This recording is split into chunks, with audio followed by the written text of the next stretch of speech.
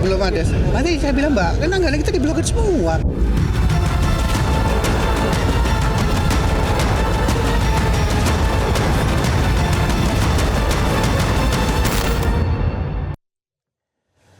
Ya pemirsa, bersama saya di Studio 1 Metro TV telah hadir 2 orang narasumber. 2 lagi nanti akan menyusul. Yang sudah hadir bersama saya adalah pengamat ekonomi Iksanuddin Nursi. Bang Nursi, selamat malam. Selamat malam. Dan juga telah hadir bersama kita mantan tim kampanye nasional Prabowo Gibran, Ferry Latuhin. Bang Ferry, selamat malam. Selamat malam, Leo. Masih sudah mantan atau masih TKN? Di antaranya. Di antaranya. Dan juga nanti akan bergabung bersama kita. Yang pertama adalah mantan Menteri Perencanaan Pembangunan Nasional Kepala Bappenas Andrinov Caniago, dan juga akan bergabung bersama kita anggota Komisi 2 DPR RI Ahmad Doli Kurnia Tanjung, yang menurut informasi tim Top Ekonomi dapat mereka terhambat di kemacetan lalu lintas. Ini mirip-mirip dengan kemacetan IKN. Saya ingin ke Bang Ferry dulu karena ini kan penting sekali untuk diketahui masyarakat Indonesia. Apakah memang Presiden Prabowo Subianto sungguh-sungguh ingin menyelesaikan pembangunan IKN, atau memang seperti yang dikatakan beberapa waktu yang lalu ketika anggarannya diblokir untuk tahun ini, itu bukan prioritas untuk saat ini? Bagaimana? Ya, saya rasa publik udah tahu semua ya apa alasannya ya. Pertama adalah kembali lagi masalah tadi anggaran, ya, memerlukan anggaran yang cukup besar. Dan sementara kalau kita lihat kapasitas fiskal kita tidak memadai. Terbatas? Sangat terbatas, ya kan? Karena ada program-program lain misalnya seperti makan bergizi gratis, ya kan? Pengentasan kemiskinan dan lain-lainnya yang semuanya pada dasarnya membutuhkan uang yang tidak kecil. Bahkan saking besarnya kebutuhan itu, kita juga tahu ya, bukan cuma IKN, tapi juga kan ada gerakan efisiensi sebanyak 306 triliun. Pemangkasan anggaran ya? Pemangkasan anggaran. Ya. Jadi fiscal space kita memang tidak mengizinkan dalam arti jor-joran membangun IKN ya, yang notabene juga sebetulnya menjadi suatu question mark, tanda tanya yang besar. Apa sih ini, maaf ya, quote-unquote manfaatnya. Urgensinya? Urgensinya apa sih? Nah, dari kacamata ekonomi maupun dari kacamata komersial, apakah memang viable atau tidak? Artinya, apakah memang punya economic value and commercial value or not? Atau ini cuma sekedar suatu simbol ya, bahwa negara kita sanggup membangun satu kota, ya kan ya, kita tumbuh 5%, bla bla bla. Secara GDP total output kita nomor 8 di dunia. Kita sudah menjadi anggota BRICS. Apakah itu alasannya? Apakah memang ibu kota negara Nusantara ini dirancang untuk juga punya nilai yang lain selain politis? Bukankah ini hanya untuk sebenarnya ibu kota pemerintahan? Apakah memang juga untuk kota bisnis, kota industri, atau bagaimana? Ya, kan awalnya kan isu yang utama, the main theme, tema utama daripada pembangunan IKN adalah satu, kembali lagi. Ada punya alasan bahwa kapasitas Jakarta sebagai ibu kota katanya sudah tidak memadai lagi. Nah, emang oleh karena itu kita membutuhkan satu kota lagi, ya, dan kalau bisa ya dinamakan ibu kota negara, ya kan? Nah, saya melihat itu kembali lagi sekarang begini, kembali lagi.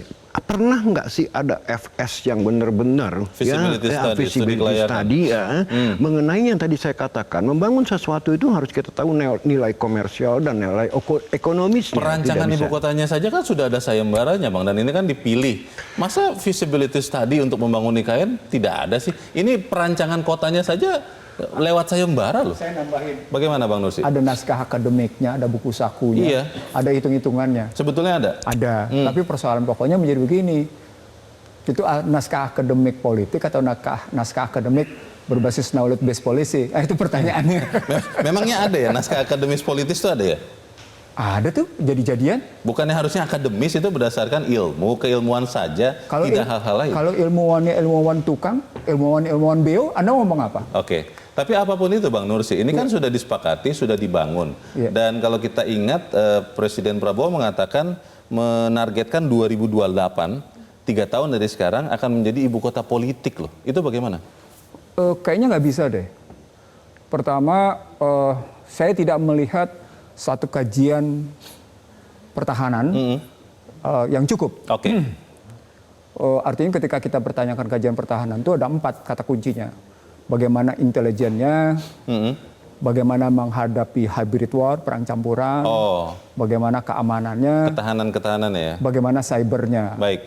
Nah kalau ngambil dari situ, saya menemukan IKN sama sekali tidak siap untuk masuk ke situ. Sama sekali tidak siap. Oke. Jadi itu mustahil. Dalam pandangan begini, sebuah negara akan mudah tertundukkan jika ibu kotanya tertundukkan. Nah dalam rancangan berpikir seperti itu, IKN ini mudah dijangkau dengan ICBM. Rudal. Mudah dijangkau Antar benua. dengan rudal hipersonic. Mudah dijangkau dari Laut Cina Selatan. Oke. Maka pertanyaannya sampai seberapa jauh ketahanan dan pertahanannya. Oke. Sementara kita tidak lihat dari struktur biaya, Iya. ada bangunan pertahanan dan keamanan itu, ada bangunan cyber yang benar, ada bangunan-bangunan yang menunjukkan bahwa ibu kota begitu kokoh dipertahankan. Kalau di Jakarta sekarang sudah ada itu bangunan-bangunan penangkal rudal-rudal itu. Anda lihat misalnya dikatakan di barat, ada Serang. Bahkan ada di Lampung. Anda lihat di timur, ada juga. Anda lihat dia namanya di selatan, ada juga. Ada lanut-lanut, ada rudal-rudal. Di utara juga ada. Ada pasukan disiapkan. Iya, semua komplit. Jadi ketika dibilang Jakarta sudah tidak punya kapasitas lagi, itu namanya gagal dalam berpikir tata ruang. Gagal. Kenapa? Begini logika berpikirnya. 57 Soekarno gagas Palangkaraya. Nggak dijalanin. Yang kedua, 97 Pak Harto menggagas tentang yang namanya bangunan strategis di Jonggol. Nggak jalan juga. 2013 SBY menyatakan dua kemungkinan. Kita memperluas Jakarta atau kemudian kita bangun pusat pemerintahan. Di Joko Widodo tiba-tiba minta izin pada 2019, 16 Agustus 2019, menyatakan pindah. Ini terus dibikinin naskah akademiknya. Naskah akademiknya kayak gitu kualitasnya gimana coba? Sekarang sudah hadir juga bersama kita Bang Nursi dan pemirsa Ahmad Doli Kurnia. Bang Doli, terima kasih ya sudah mampir. Sorry telat nih. Tadi di jalan macet. Macet. Ternyata lebih ada yang duluan macet lagi. Lebih macet lagi. Lalu lintas macet, mirip dengan IKN yang macet. Macet apa mulus atau dibangun dengan kecepatan 0? Bagaimana tuh, Bang Doli?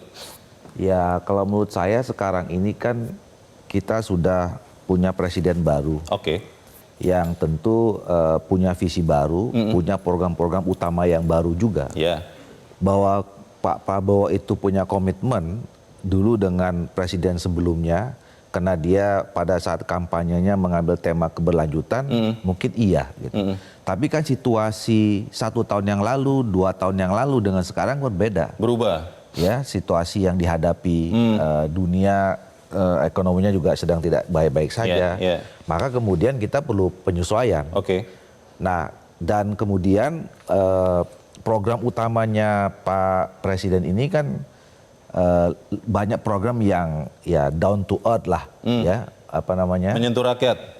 Makan bergizi gratis. Menyentuh rakyat. Ya, cek kesehatan gratis, kan begitu. Down to earth seperti MBG, Bang Doli, berarti IKN tidak down to earth, maksud Bang Doli begitu atau bagaimana? Jadi maksudnya itu yang tadi saya katakan, visi dan programnya tentu punya sendiri. Berbeda. Punya sendiri. Iya, berbeda. Pak Prabowo berarti. Itu ya. Berbeda kan? Nah, ya Pak Jokowi punya visi sendiri, Pak Prabowo juga punya visi sendiri. Baik. Nah, dalam situasi itulah semuanya makanya harus disesuaikan. Ya termasuk IKN. Gitu. Nah yang kedua, saya lihat kan IKN ini juga sebenarnya kita masih punya cukup waktu kalau dilihat dari segi dari peraturan undangannya ya. Itu kan memang harus selesai sampai tahun 2045. 2045. Nah jadi sekarang kita masih punya waktu 19 tahun lagi sebenarnya kalau kita punya komitmen ya untuk memang betul-betul pindah ke sana. Baik. Gitu. Tahun 2025 ini karena Bang Doli anggota Dewan, 2025 diblokir kata Menteri PU, itu diblokirnya akan permanen atau memang akan mengucur?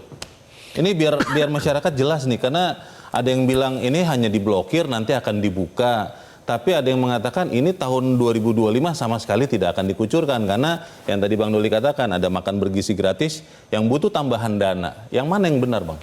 Nah sekarang dalam 2-3 hari ini kan kita mendapatkan berbagai banyak informasi tentang soal efisiensi ini. Ya, Pak Presiden mengatakan memang harus ada efisiensi. Tapi kemudian kami di DPR kemarin diminta oleh pimpinan DPR untuk tidak menghold dulu ya, untuk tidak melanjutkan pembahasan efisiensi anggaran Bang Dasko itu ya, di masing-masing komisi. Bang Sufmi Dasko kan yang minta ya. Nah ini di stop semua karena menunggu adanya perubahan struktur dan segala macam di APBD di pemerintah gitu loh. Nah, walaupun sebenarnya dalam seminggu terakhir masing-masing komisi itu udah jalan. Oke. Nah, khusus untuk IKN, kami baru panggil besok Komisi 2 nih jam 2 siang. Oh. Nah, dan IKN ini kan juga simpang siur. Pernyataan dari Wakil Menteri Keuangan bilang di stop. Iya. Tapi Ketua OIKN-nya bilang Otoritas masih Pak jalan. Basuki. Nah, makanya besok mau kita konfirmasi nih. Yang sesungguhnya yang benar yang bagaimana kira-kira gitu. Kalau sikap fraksi Golkar sendiri ya, itu sebetulnya mendukung melanjutkan pembangunan IKN, katakanlah dalam periode pemerintahan Prabowo Gibran saat ini sampai 2029, atau memang itu harus dinolkan dulu karena uangnya diperlukan untuk MBG atau prioritas Presiden Prabowo yang lain? Ya, kalau komitmen kami Partai Golkar dari dulu kan memberikan dukungan terhadap pemindahan ibu kota itu. Bahkan saya ditunjuk sebagai ketua pansus IKN pada saat itu. Yeah. Nah, jadi sebenarnya saya kira memang menurut kami ya pemindahan ibu kota itu diperlukan untuk masa yang akan datang, gitu ya.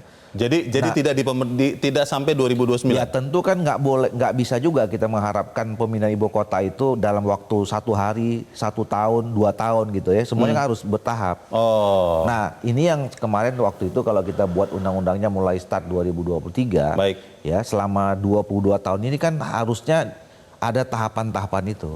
Nah, di dalam lampiran undang-undang, di dalam master plan-nya itu sebenarnya tahapan-tahapan itu ada. Nah, tinggal sekarang pemerintahan mana saja sampai nanti 19 tahun ke depan, saya kira juga dia harus menyesuaikan ya tahapan yang ada di dalam lampiran undang-undang itu. Dan kemudian situasi yang dihadapi oleh pemerintah masing-masing. Bang Doli, tapi kan Presiden Prabowo sudah mengatakan 2028 IKN menjadi ibu kota politik. Itu udah ada loh statement itu kan. Itu 3 tahun dari sekarang, 3 tahun kurang. Kalau tahun ini saja tidak dibangun, masa ia bisa tercapai? Nah, makanya sekarang tergantung pemerintah dan tergantung Pak Prabowo yang dimaksudkan dengan pemindahan ibu kota ke IKN itu seperti apa, ya. Yang disebut dengan pemindahan ibu kota secara politik itu maksudnya bagaimana? Itu yang mau kita lihat nanti tahun 2028 itu. Kalau kita lihat perkembangannya, sekarang di sana itu kan kantor presiden sudah ada. Istana presiden juga sudah ada. Istana wakil yang belum ada ya? Kantor 4 Menko ada. Baik. Rumah-rumah dinas untuk menteri sudah ada. Gitu loh. Nah, sebenarnya kalaupun mau dipergunakan sudah bisa. Dan kemarin juga sudah dipergunakan oleh Pak Jokowi. Tahun lalu kan Bang Doli sudah sempat bilang bahwa IKN ini sudah secara de facto menjadi ibu kota negara karena Presiden Joko Widodo saat itu sudah berkantor di situ selama sekian hari. Betul ya Bang ya? Iya, jadi kan waktu itu juga sempat ada ini. Pernah secara de jure kita punya 2 ibu kota. Baik. Ya. De jure? Iya, karena waktu itu undang-undang IKN sudah ada.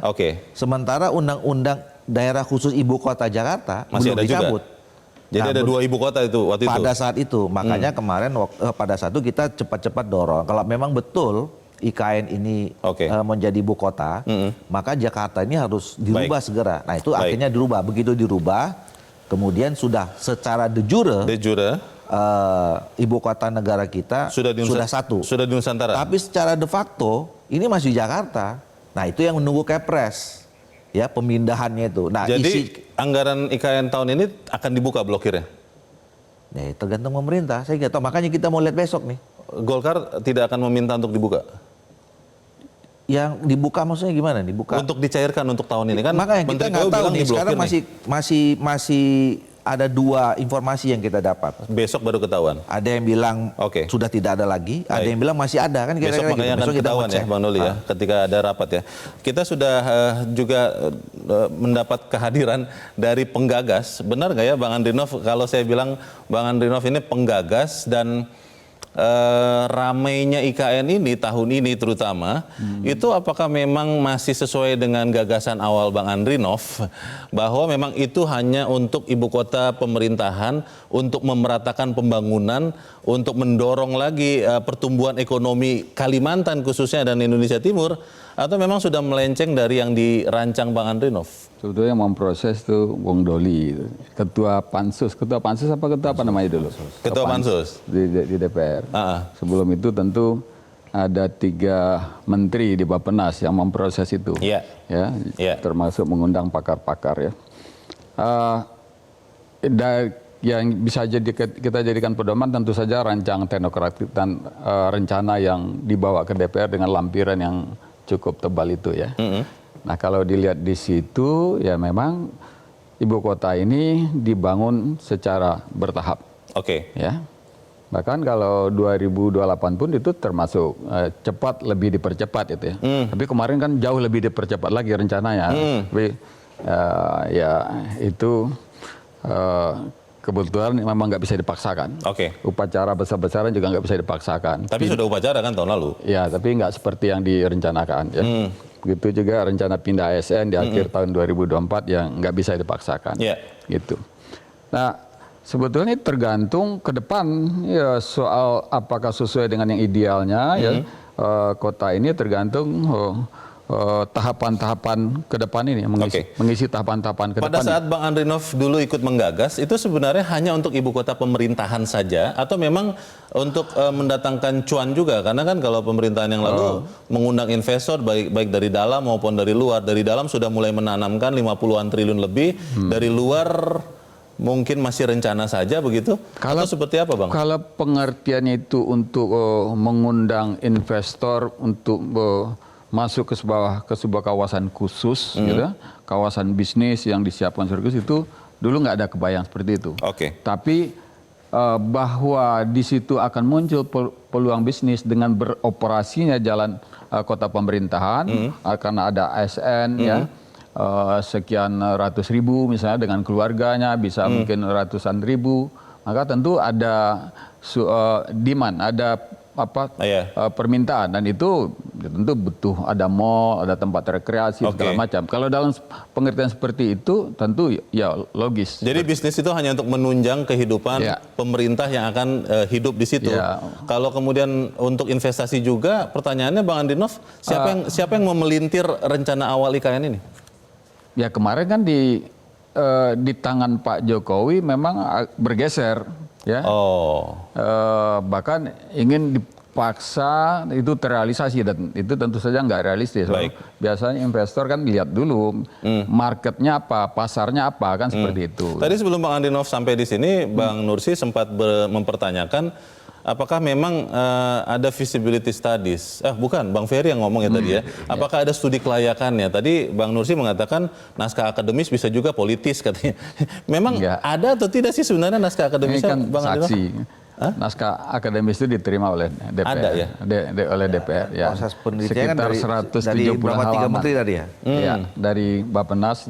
Ya, kemudian atas nama pemerintah dibawa ke kemudian diproses oleh Bung Doli dan studi kelayakan yang memang benar-benar benar, atau memang karena waktu itu ingin sekali cepat membangun akhirnya dibuat-buat Bang? Studi itu sudah dilakukan secara bertahap. Ya, tahap pertama itu kebetulan di masa saya untuk mengkaji perlu tidak pindah sampai perlu tidak pindah ke Kalimantan, gitu ya. Pemilihannya ya, lokasi. Setelah itu lanjut dengan studi pendalaman sampai di situ ada studi terhadap 30 negara yang memindahkan ibu kota Jadi di situ teridentifikasilah apa sumber daya yang dibutuhkan, apa pertimbangan-pertimbangan ya. Nah, kemudian studi yang ketiga itu mengkaji opsi-opsi lokasi yang muncul. Jadi ada sekitar 5 lokasi, lalu itu dikaji selesai, barulah di draft, kemudian yang menyiapkan draft RUU itu sebetulnya pemerintah, tapi karena kepotong COVID lalu disimpan dulu, begitu ya. Ya, pas COVID reda diserahkan ke Dewan. Itu yang saya tahu. Sedikit Bang Andrinov, sekarang ada potensi bahwa pembangunan IKN ini over budget. Kan Undang-Undang IKN mewajibkan maksimal hanya 20% dari pembangunan 466 triliun itu yang boleh dibiayai APBN. Kalau Anda melihat ini artinya apa? Kalau dari 466 triliun, kalau itu total 200 triliun masih di dalam range budgetnya untuk total gitu. Sekarang strukturnya nggak gitu. Bukan begitu kan? Tidak. Strukturnya 54% itu kerjasama pemerintah dengan badan usaha, 26% itu BUMN, KPBU ya, 19 sampai dengan 20% itu baru APBN. Nah 20% itu jumlahnya tadi seperti Anda bilang, 3,2 triliun. Nah sekarang ini sudah cair 84,97% atau 75,98 triliun. Persoalan pokoknya menjadi ketika berhadapan dengan Ferry bilang tadi fiskal sempit, nggak ada. Istilahnya, kalau istilah saya konkret, krisis fiskal sedang terjadi, maka memang tidak mungkin membiayai satu kegiatan yang tidak punya efek ekonomi. Apalagi Agon menyatakan, kami harus menyelamatkan wajah presiden. Oh, itu investor IKN swasta tidak ada investor. Investor swasta itu ya?